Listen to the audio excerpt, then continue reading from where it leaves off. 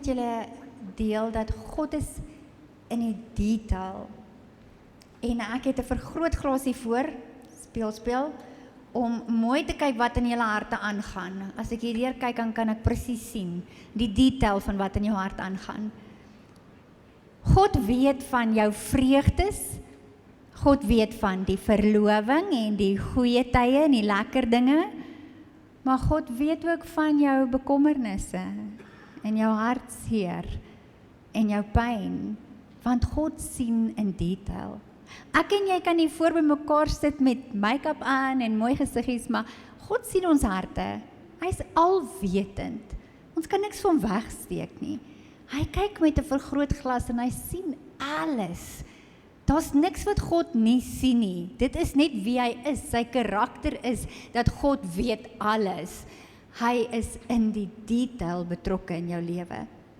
Sover ek kon navorsing doen, was die heel eerste persoon wat hierdie woorde gesê het, God is in the detail, Michelangelo.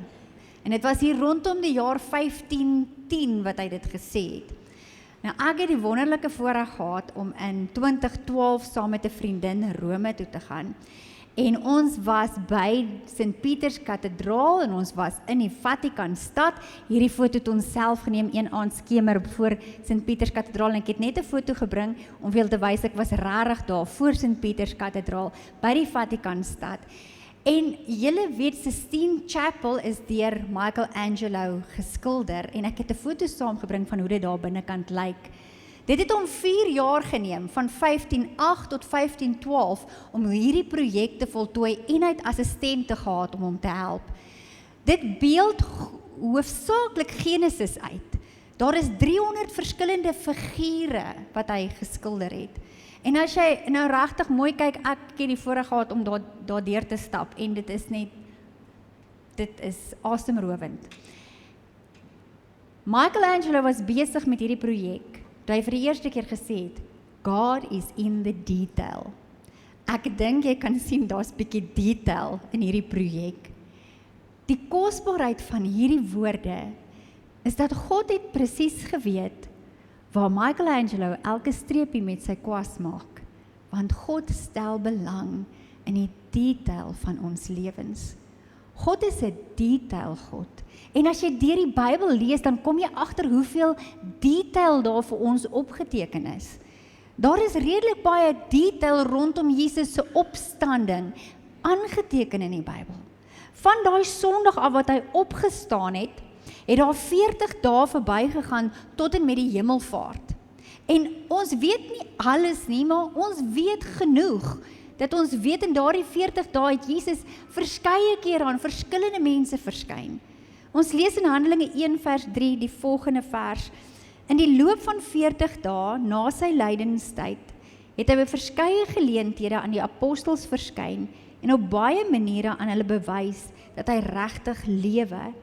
Hy het telkens met hulle oor die koningsheerskappy van God gepraat. In die Bybel is daar 11 kere aangeteken wat Jesus verskyn het in hierdie 40 dae. 11 spesifieke kere vir verskillende mense het hy verskyn na sy opstanding. Daar kan baie meer wees, maar dis die 11 wat ons van weet.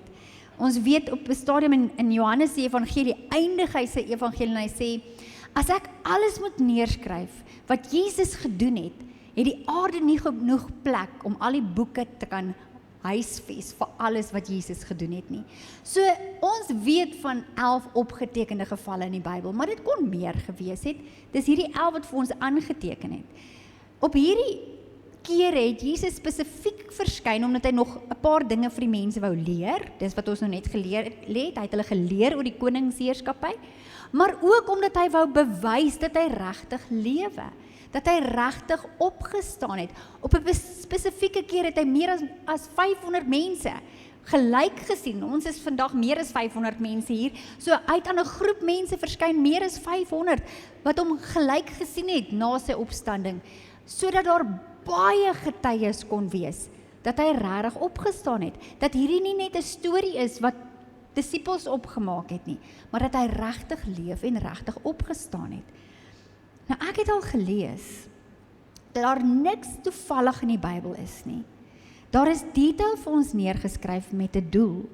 En ek wil so 'n bietjie gaan stil staan spesifiek by Opstanding Sondag. Die detail van wat ons weet wat gebeur het op Opstanding Sondag. Die Here verskyn, ten minste wat ons van weet, opgetekende kere, 5 keer op Opstanding Sondag aan 5 verskillende groepe mense. So, amper die helfte van die 40 dae se verskynings vind plaas op daardie Sondag, op Opstanding Sondag wat ons vandag herdenk. En Johan het daarvan gepraat vanoggend, die heel eerste keer, die heel eerste persoon aan wie Jesus verskyn, nommer 1, vroeg daai Sondagoggend was Maria Magdalena. En ons lees daarvan in Johannes 20 vers 15 tot 18. Jesus sê vir haar, vrou, waarom huil jy? Wie soek jy? Sy het gemeen dat dit die tuinwerker is en het vir hom gesê, meneer, as u hom weggedra het, sê asseblief vir my waar u hom neergelê het en ek sal hom gaan haal. Jesus sê vir haar, Maria. Sy draai om en sê vir hom in Aramees, Rabboni, dit beteken leermeester. Maria Magdalena het die boodskap aan Jesus se disippels gaan oordra. Ek het die Here gesien. Sy was die eerste een, Sondagoggend vroeg, wat vir Jesus gesien het.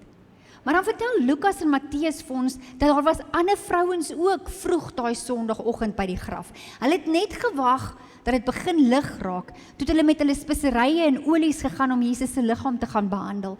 En ons weet spesifiek, Maria Magdalena se naam word genoem, sy was eerste daar, dat Maria, die ma van Jakobus, die ander Maria was daar, en Johanna, haar naam word genoem. So dis die 3 vrouens wat op hulle naam genoem is, wat daardie oggend vroeg vir Jesus gesien het. Daar kon dalk ander by hulle gewees het, maar daai 3 vrouens spesifiek het vir Jesus vroeg die oggend gesien. En dan lees ons derdens, dit was Maria Magdalena, die ander vrouens, en derdens verskyn Jesus daardie middag aan die Emmausgangers. Nou, Emmaus was 'n dorpie 11 kilometer van Jerusalem af. Dit was in daardie terrein omtrent so tussen 2 tot 3 ure se stap gewees. So ons vermoed dat die 2 Emmausgangers het middagete in Jerusalem geniet en na middagete rondom 2 uur se kant het hulle begin huis toe stap. En ergens op die pad na Emmaus toe in hierdie 2-3 ure se stap het Jesus by hulle aangesluit. En Jesus het begin met hulle praat oor wat nou net in Jerusalem gebeur het, oor die kruisiging, en Jesus verduidelik vir hulle wat gebeur het in die profeseë van die Ou Testament. En toe hulle naby Emmaus kom, ons vermoed dit moet die by 4 uur, 5 uur se kant die middag wees, toe sê hierdie 2 Emmausgangers vir Jesus, dit is nou al amper die einde van die dag. In een van die Afrikaanse vertalings staan daar, die son trek water. Kom, bly maar by ons oor vanaand, kom slaap by ons oor, kom eet saam met ons. En Jesus het saam met hulle aan huis gegaan. En toe hulle die brood breek, toe Jesus die brood vat en hy breek dit, toe herken hulle hom. Ons lees daarvan in Lukas 24 vers 32 tot 34. Hulle sê toe vir mekaar, het ons hart nie warm geword, toe hy op die pad met ons gepraat en vir ons die skrif uitgelê het nie. Hulle het dadelik opgestaan en na Jerusalem toe teruggegaan. Daar kry hulle die 11 en die ander mense bymekaar en die sê, die Here het regtig opgestaan. Hy het aan Simon verskyn. So toe hulle terugkom in Jerusalem, nadat hulle dadelik opgestaan het en teruggegaan het om vir die mense te gaan vertel dat hulle vir Jesus gesien het, toe sê die mense, ons weet, want Jesus het aan Simon, wat ons Petrus noem, Jesus het aan Petrus ook verskyn. Ongelukkig vertel die Bybel nie die detail van daai verskyning nie, maar uit hierdie vers kan in ons aflei, dat Jesus verseker op daai opstanding Sondag aan Petrus ook verskyn het. En dan die aand, Sondag aand, dan verskyn hy aan sy disippels. Behalwe Thomas, ongelowige Thomas was nie by nie, hy het dit gemis. Ons lees in Johannes 20 vers 19 tot 20. Daardie Sondag aand was die disippels bymekaar. Alhoewel die deure gesluit was omdat hulle bang was vir die Jode, het Jesus gekom en tussen hulle gaan staan en vir hulle gesê, vrede vir julle. Nadat hy dit gesê het, wys hy sy hande en sy sy vir hulle. Die disippels was baie bly toe hulle die Here sien. So opstandingssondag verskyn hy heel eerste vroeg aan Maria Magdalena, toe die ander vroue, toe die Emmausgangers, ergens deur die dag, daai middag dalk, voordat hy aan die Emmausgangers verskyn het, het hy aan Petrus verskyn, en die aand het hy aan al die disippels verskyn. 5 keer op opstandingssondag het Jesus aan verskillende mense verskyn. Nou as ons sê, God is in die detail, dan wil ek nou weet, hoekom het hy spesifiek hierdie mense gekies? Hoekom het hy besluit om aan hierdie 5 verskillende groepe mense te verskyn? Ons weet Maria Magdalena was eintlik in haar vroeë lewe, voordat sy vir Jesus ontmoet het, 'n slegte vrou met 'n slegte reputasie. Sy het 7 duiwels in haar gehad. So Jesus het haar kom vrymaak en Jesus het letterlik haar lewe vir haar kom teruggee. En sy was 'n toegewyde disipel van Jesus. Die van julle wat Chosen gekyk het of besig is om Chosen te kyk, weet, Maria was daar altyd. Maria Magdalena was soos die disipels, 'n volgeling van Jesus. Sy was oral saam met Jesus.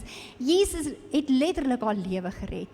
En ek glo, daar was 'n liefde en 'n waardering in Maria Magdalena. Iets in haar hart wat Jesus net met alles in haar gedien het, want sy het geweet, sy was verlore. Sy was op pad hel toe en Jesus het haar lewe vir haar teruggegee. Jesus het haar lewe vir haar kom red. Maria Magdalena, die ander Maria en Johanna, se name word ook by die voet van die kruis genoem. Hierdie vrouens was by die kruis Vrydag. Toe die disippels weggehardloop het, het die vrouens gebly. Hulle het aan die voet van die kruis vir Jesus gestaan en kyk.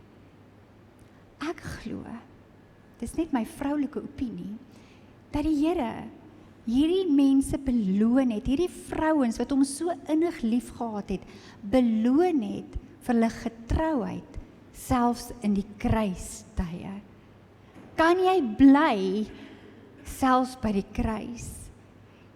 Ons weet Johannes was ook daar, want Jesus het op 'n stadium aan die kruis vir Johannes gesê, hier is my ma, en hy het vir Maria gesê, hier is jou seun, kyk na mekaar, maar die ander disippels was nie daar nie. Maar hierdie groepie vrouens was daar. En ek glo die detail was dat terwyl Jesus aan die kruis gehang het, het hy die gehuil van hierdie vrouens gesien. En daar was iets in hom, wat net eerste hulle harte wou bly maak met die opstanding. Dis hoe ek vir Jesus ken. En dan wil ek ietsie ter versagtende omstandighede van Petrus sê. Petrus was ten minste daar tot by die binnehof. En ons weet almal die storie hoe Petrus vir Jesus verloon het. En ek wil vir jou 'n versie lees wat seker een van die hartseerste versies in die Bybel moet wees. Lukas 22:61 tot 62 sê, die Here het omgedraai en Petrus stip aangekyk. Petrus het die Here se woorde onthou toe hy aan hom gesê het, voordat die haan nog vannag kraai, sal jy 3 keer ontken dat jy my ken. En hy het buitentoe gegaan en onbedaarlik gehuil. Die ou vertaling sê bitterlik, maar die nuwe vertaling sê onbedaarlik. Ek dink ons kan eerlik wees met onsself en erken dat elkeen van ons een of ander tyd in ons lewens al vir Jesus teleurgestel het. Goed gesê het, goed gedoen het, en as ons dit gesê en gedoen het, onmiddellik dan voel jy, ek kan myself skop, hoekom het ek nou hierdie gedoen? Hoekom het ek dit gesê? Petrus het onmiddellik geweet ek het droog gemaak. Hy het onmiddellik berou gehad. Hy het onmiddellik onbedaarlik begin huil. Daar was dadelik hierdie stikkendheid, hierdie gebrokenheid, hierdie hartseer, hierdie berou in sy hart. En daardie Sondag van die opstanding moes Jesus net vir Petrus kry om hom bietjie te troos. Want hy is in die detail. Hy het die onbedaarlike gehuil gesien. Hy het die gebrokenheid van Petrus se hart verstaan. En ek dink daai Sondag het Jesus net vir hom gesê, is okay. Ek verstaan. Jy's mens. Jesus het daardie Sondag vir Petrus gaan troos. Want weet jy wat het ek agtergekom? God kan werk met 'n stikkende, gebroke, opregte hart. Maar God sukkel om te werk met harde harte. As jy hartseer en stikkend en gebroken en berou in jou lewe het, as daar sagtheid in jou gees is, kan God met daai klei werk. Maar as jou hart hard geword het, is dit moeilik om daai klei gebrei te kry. Hierdie onbedaarlike gehuil wys vir my, Peter se hart was sag en die Here het aan hom gaan verskyn. Hoekom die Emmausgangers?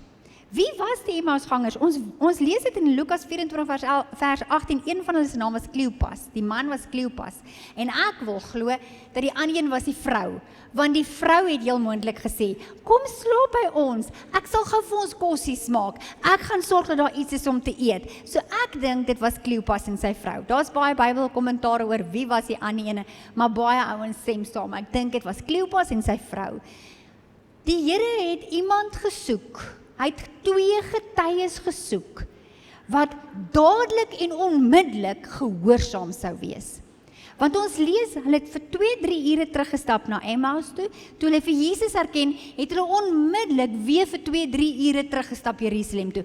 Hulle het heel moontlik eers skemer of donker in Jerusalem weer teruggekom. Ek dink hulle het 'n bietjie vinniger teruggestap as wat hulle soontoe gestap het met hierdie nuus. Meeste mense sou gesê het, ag, is amper donker, kom ons slaap maar oor, ons sal môreoggend vroeg gaan. Meeste normale mense. Maar die Here het 2 gewillige, gehoorsame disippels gesoek, wat dadelik sou teruggaan en getuies sou wees, dat hy wel opgestaan het.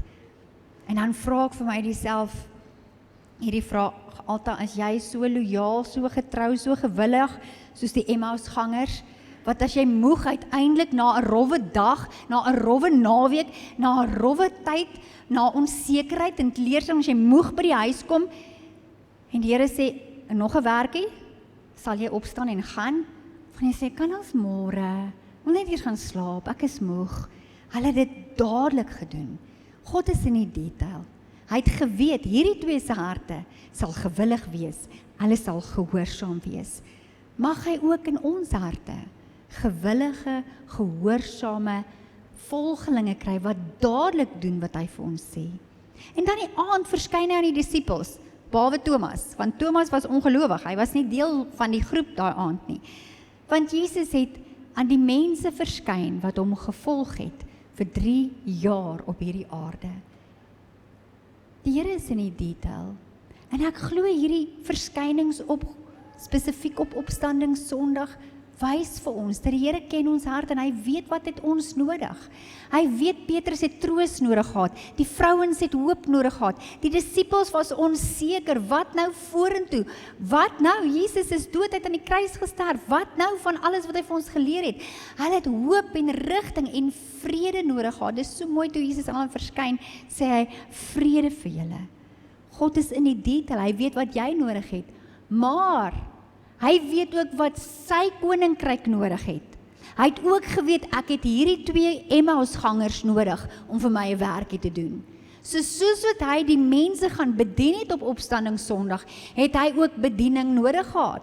Hy het ook nodig gehad dat hierdie 2 moet dadelik teruggaan en vir die disippels gaan vertel wat hulle gesien het. Dat Maria Magdalena dadelik moet teruggaan en vir die disippels gaan vertel wat sy gesê het, sodat almal kan hoor en kan glo dat hy waarlik opgestaan het en dat hy leef. Soos wat hy ons bedien, soek hy ook gewillige instrumente om te bedien en te doen wat hy vir ons sê om te doen. God is betrokke in 2026 ook in ons lewens. Agter die skerms weet hy presies wat hy doen en hy is in die detail van ons lewens betrokke. Al verstaan ons nie altyd nie. By die kruis het hulle nie verstaan nie. Maar op Opstandingssondag het die storie begin om sin te maak. Dalk verstaan jy nie altyd waardeur jy gaan nie, maar wees net getrou, luister vir die Heilige Gees fluister, wees gehoorsaam, want God is besig. Ek wil baie graag vandag 'n getuienis met julle deel oor God wat in detail in 2026 nog steeds in ons lewens betrokke is.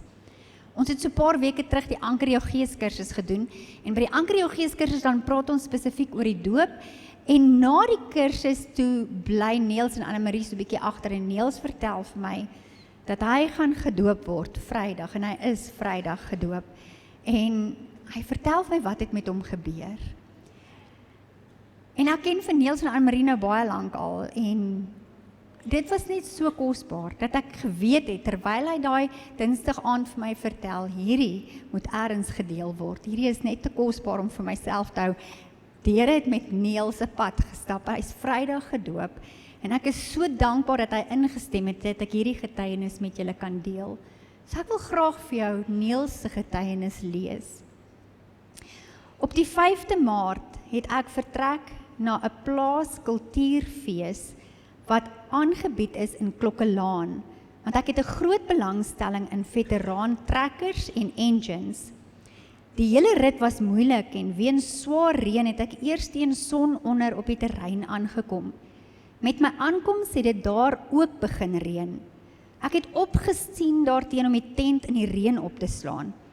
Vriende het my genooi om saam met hulle te gaan eet, en ek het my bagasie en kamptoerusting agter in die bakkie begin herorganiseer, sodat daar 'n spasie is vir my om agter in die canopy te slaap, waar dit ten minste droog is.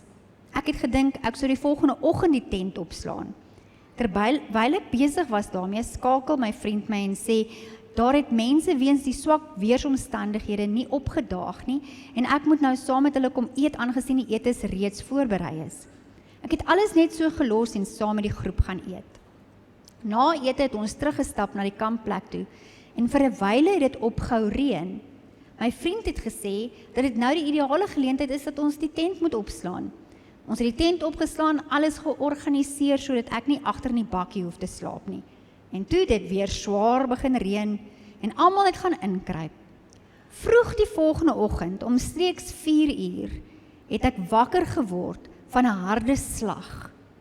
Ek het aanvaar dat dit donderweer was en nog by myself gehoop dat die weer nie iemand se tent getref het nie. Ek het omgedraai en verder probeer slaap, toe iemand buite die tent roep om te sê, 'n boom het omgeval en my bakkie is deur die boom getref. Dadelik het dit by my gedagtes deurgeflits dat ek van plan was om agter in die bakkie en die canopy te slaap.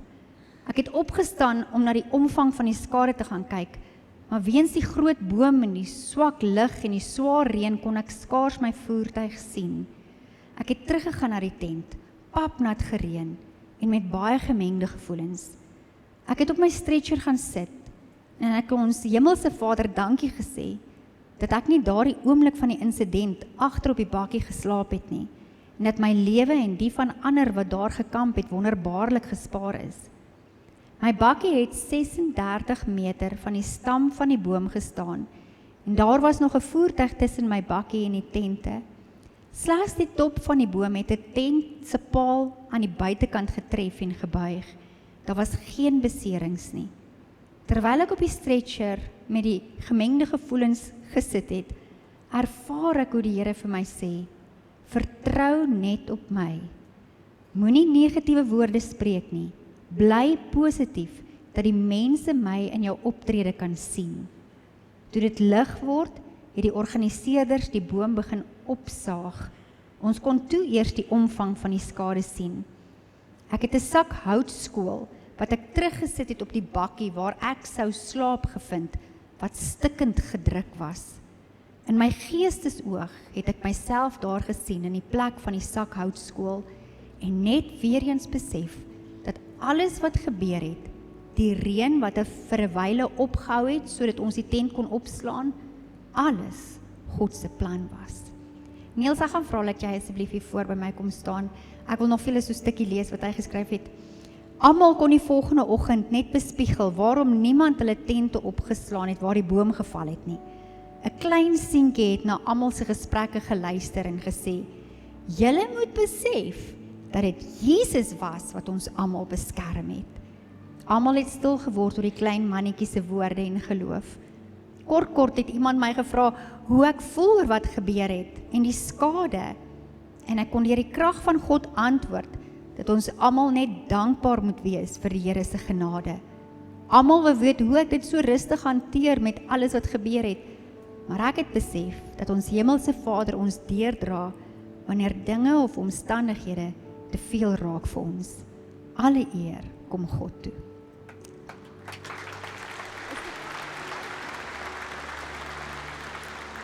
Niels het vir my foto's gestuur wat ek graag vir julle wil wys. Heel eerste foto kan jy net die boom sien. Ek dink dit wat hy gesien het toe hy seker uitgeklim het uit die tent daai oggend. Jy kan nog nie eintlik eers sien nie. Jy sien daar wit bakkie en die rooi, maar jy kan nie mooi sien nie. Toe het hulle begin om die boom op te saag. En daar kan jy sien, daai wit bakkie is Niels se bakkie. Die volgende foto wys hoe dit was die stam van daai boom wat geval het.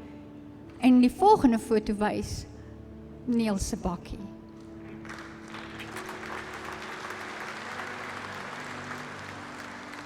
Die bakkie is afgeskryf. Net die volgende foto, die laaste foto wys waar die tent langs die boom se wortels gestaan het. God is betrokke in die detail van ons lewens, tot waar jy jou tent opslaan, as jy luister vir sy fluister. En Niels staan vandag hier as 'n getuienis, dat God in die detail van ons lewens betrokke is.